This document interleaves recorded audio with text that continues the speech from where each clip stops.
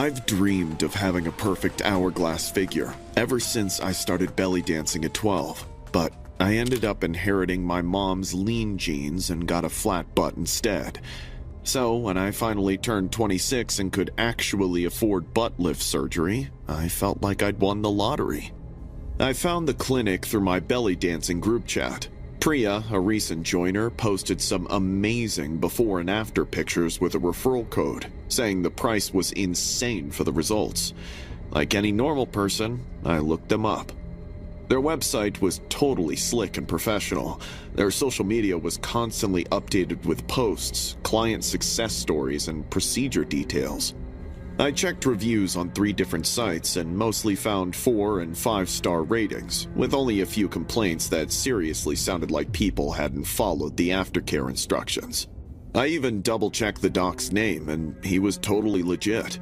Once I was satisfied, I booked an appointment. When I showed up, the place looked exactly like the pictures. The floors were spotless. There were framed certificates all over the walls, and a receptionist was right there to help anyone who walked in. She shoved a clipboard at me and told me to fill it out. Dr. Miller will be here in a sec. Go ahead and get your measurements done. After I filled out the paperwork, Dr. Miller came out.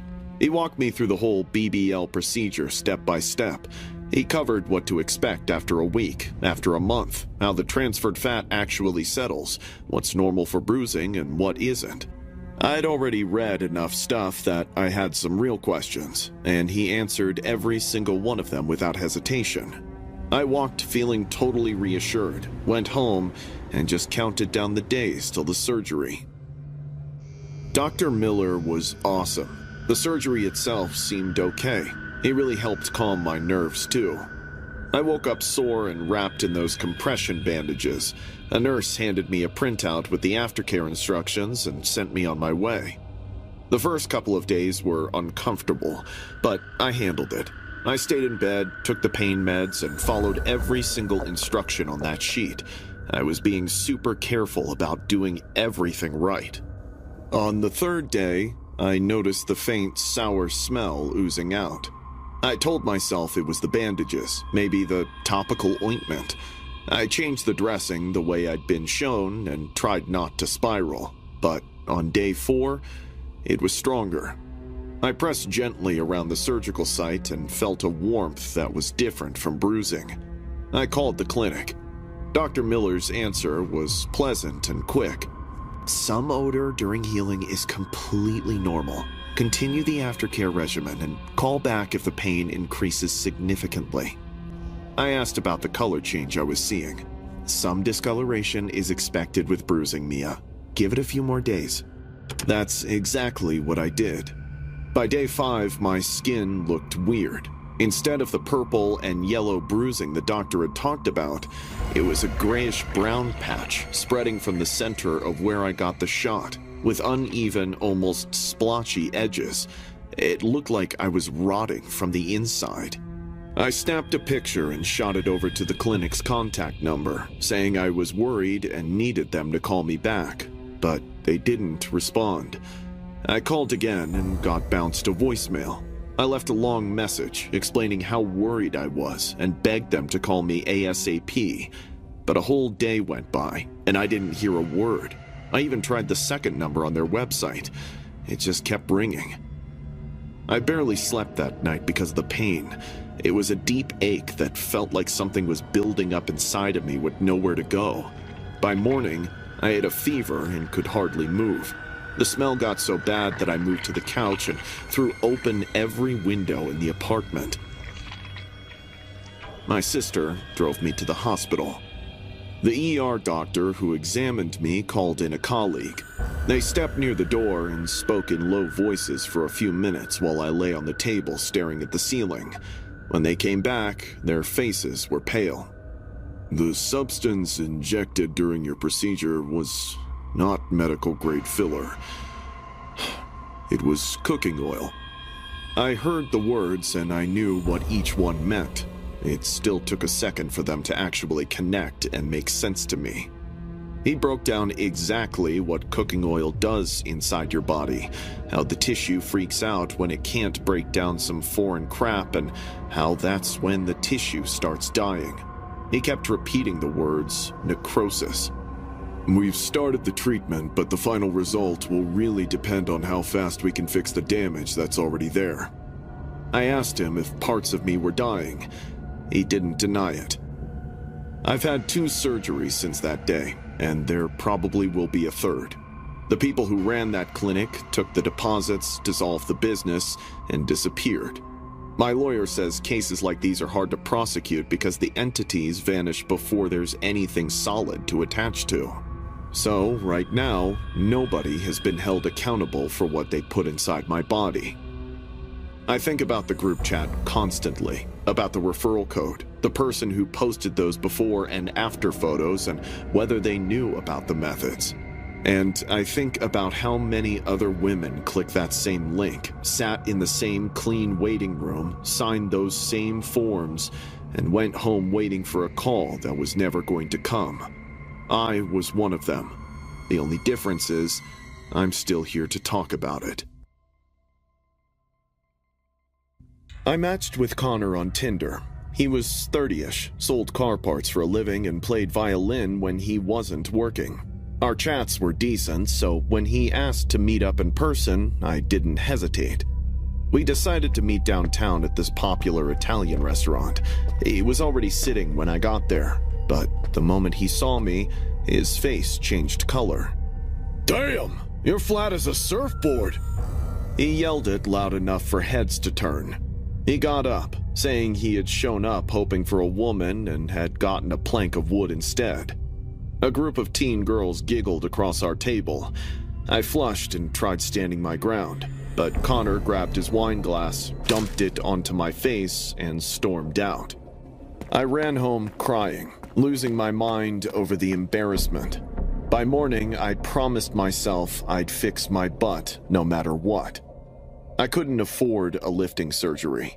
I was fresh out of uni and barely made enough to stay afloat, but I looked anyway. I checked out financing options, clinics in other states, and those medical tourism packages, but all of it was way out of my league. With each passing day, I was going crazy desperate. I hated looking at myself in the mirror. A few weeks later, I was scrolling through my Instagram when a sponsored ad popped up in my feed. It had one of those before and after snaps that looked legit. The caption mentioned making good care available to everyone. The doctor's name wasn't anywhere on the page, but it mentioned their number. I dialed it and a guy answered. He said he was Dr. Joseph, and he was a registered cosmetic surgeon. He asked me a few questions and quoted a surprisingly low price for my case. He said he ran a private practice from his home and could see me this coming Thursday. The house was on the city's outskirts, on a long block with wide gaps between properties. I sat in the driveway a few minutes before entering. A man who appeared to be in his mid-40s opened the door, donning a medical coat over his regular overalls. His glasses were thick, and his hair was wild and curly. He introduced himself as Dr. Joseph and led me to his consultation room. It was only a plain room with a desk and a couple of chairs. He started asking basic questions about my history and what I was looking to get. I told him everything I thought was necessary. "You'll be the belle of the ball after this, Julia." He smiled, showing off his uneven yellow teeth. His breath smelled like old garbage and gross spit. The smell was everywhere. I turned my head away so I won't actually throw up. Suddenly, my eyes landed on a few faint red spots on the carpet near the door. I started getting a bad feeling. I looked him up and down. His coat, which I thought looked clean when he opened the door, had brownish dried up stains too. I gulped. My heart started beating wildly in my chest. I told him I needed to use the bathroom. He pointed me down the hallway. I walked slowly, trying to observe the layout. Once I hit the bathroom, I splashed some cold water on my wrists and told myself I was freaking out over nothing. People hold practices in their houses. The weird smell was probably the building itself. Suddenly, a heavy thud echoed from down the hallway. Right after, the rooting smell got so hard it made my eyes water and the back of my throat burn. I opened the door and headed straight for the front door, but Joseph was already in the hallway, holding a clipboard. "Just a consent form before we continue." He grinned. What was that sound? I whispered, backing away. A cold dread seized me. "Oh, that was just the material for your butt, Julia." He shrugged. "Don't worry, it's fresh." Material? "Yeah, freshly dug. Tony was buried just 2 days ago. We'll just sever the torso and stitch what's left of him to you. It'll be a perfect fit." My stomach dropped. I bolted down the hallway, the only other direction available, thinking there had to be a back door or a window. But he was faster. He caught my arm before I made it 3 steps and spun me hard into the wall. My shoulder took the impact, and I bit through the inside of my cheek. "I've been waiting a long time for someone patient enough to stay." He snickered, fisting my hair and slamming it against the wall. My head spun, and blood oozed from the side of my head. I screamed and struggled, but he was too strong. He started dragging me by the hair towards the consultation room. I could see the gray toe tips of Tony. I had to do something quick. I reached for his hair and tugged the hardest I could before I drove my knee into his groin. Joseph doubled forward. I shoved him sideways into the wall and ran out of the house. I could hear him behind me. He was trying to get closer. I grabbed a vase from the hallway and swung it backward without turning around. I felt it connect, and he went down hard, but I didn't look.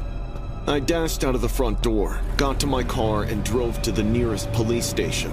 My hands were shaking so badly I had to pull over twice before I reached the main road. I got Joseph on the floor, passed out. He confessed to snatching bodies for the cemetery and doing fake surgeries. He wasn't any kind of plastic surgeon. He was just some dude who always wanted to be a doctor but never made it happen. All the victims they found had answered that same ad. They were all young women who wanted to look pretty after being humiliated. They said I was lucky I survived. I know that, and I'm grateful. It doesn't stop me from worrying about those who weren't or wouldn't, because there are still tons of Julia scrolling through their feeds, looking for a cheap way to stop feeling like a flat board, and they are desperate enough to try by any means. I saw the BBL ad at 2 in the morning. My wedding was only 3 months away, and honestly, the thought of having a perfect, round, bouncy butt instead of my flat one for the wedding and honeymoon pictures was way too tempting to pass up. My fiancé Maxwell had brought it up once as a joke. He was out of town on a business trip and wouldn't be back for another 2 weeks. I figured I'd surprise him. I clicked the link to get more details and found it was a limited-time deal, promising a certified surgeon and real results. The before and after pics looked legit. The video testimonials were great too. Those women sounded totally natural and spoke specifically, not like they were reading off a script. The comments section was blowing up with people tagging their friends. I saved the thing, told myself I'd really check it out in the morning. 3 days later, I went ahead and booked a consultation. The building was on a street I knew, which was a plus. The lobby was clean. There was a directory on the wall, and the elevator took me up to a standard hallway. The office itself wasn't fancy or anything, but it was neat and organized. The doctor who saw me was super chill and took his time. He walked me through the whole fat transfer process, how long recovery would take, the compression stuff I'd need, and what the results would realistically look like at different points. He took notes and asked about my medical history. When I asked about the price, he immediately explained that some brand was covering the difference. Near the end of the consultation, he brought up a cancellation. One of our other clients suddenly came down with a fever. Her afternoon slot is open, and we've already got everything prepped and the anesthesiologist is here. If you want to jump on it right now, we can give you a better deal. The digit he quoted was pretty tempting, but I was still on the fence. He must have noticed my hesitation because he quickly added that he totally got it if I needed more time, but the number he threw out for a same-day spot was so low that I ended up agreeing. He gave me something to chill out before the procedure and told me to hop on the table. I remember staring at the ceiling, thinking about texting Lucy, my sister, before I totally pass out. When I woke up, I had no clue what time it was. Something felt off about the room, even before I was totally awake. It was pitch dark and quiet, with no beeps or machine sounds. I was cladded in a thin blanket on a bed with a metal frame, and a door looked bolted. To my left hung equipment that had no business being there in a butt-lifting surgery. I tried searching for my phone in my pocket, but couldn't find it. I somehow pushed myself up onto one elbow, wanting to call out to someone. Suddenly, my eyes landed on the shelves in the corner, lined with glass jars filled with a dark liquid. Something was floating inside. I squinted and gasped. Tens of human organs were harvested there. I could see kidney, a liver section, and other things I didn't have words for. All of them were labeled in marker on pieces of white tape. The room tilted. I grabbed the bed frame and held on. This was not a cosmetic surgery unit. These guys were harvesting organs and selling them, and I had walked in through the front door, signed a consent form, and let one of them put a needle in my arm. My heart started pounding, and my head buzzed. I could hear faint voices in the hallway. In a few minutes, they'd be here. I got to my feet. My legs were unsteady and the room swam, but I made myself stand. I looked at the door, the shelves, and the jars. I searched for anything I could use. There was a metal tray on the table beside the bed with instruments laid out on it. I grabbed a scissor and hid it behind my back, right as the door opened. "Good, you're up. We'll get started here in a second." The doctor came in with that same friendly look he had during the consultation. He saw I was awake, but didn't seem bothered at all. Get away! He rolled his eyes and started filling up a syringe. "It'll be real quick, I promise." He whistled as he started coming closer. I backed away, gripping the scissors hard. Just as he caught my wrist, I stabbed the scissors into his shoulder and charged at the door before he could get his footing back. He screamed and tried grabbing my arm, but I twisted hard until his grip slipped and got through the gap into the hallway. I could hear footsteps coming from everywhere. There were more of them. The hallway felt never-ending, and it was badly lit. Closed doors kept running down both sides. From behind one of them, I could hear faint knocking, like whoever was doing it had been at it for a long time. I wanted to stop and to be clear about that, but I couldn't. He was already in the hallway behind me. I ran all the way to the far end, through a fire door, into a stairwell, and out onto the street. I sat down on the pavement because my legs stopped working. A few passers-by stopped and called emergency services. They stayed with me until the cops arrived. The police got there fast. Someone had already called in a tip about the building. They'd seen the same ad, done some digging, and flagged it before I ever walked through the doors. Officers were already on their way when I came out. They found 4 other women inside. I was the only one who got out on her own. I think about that more than anything else.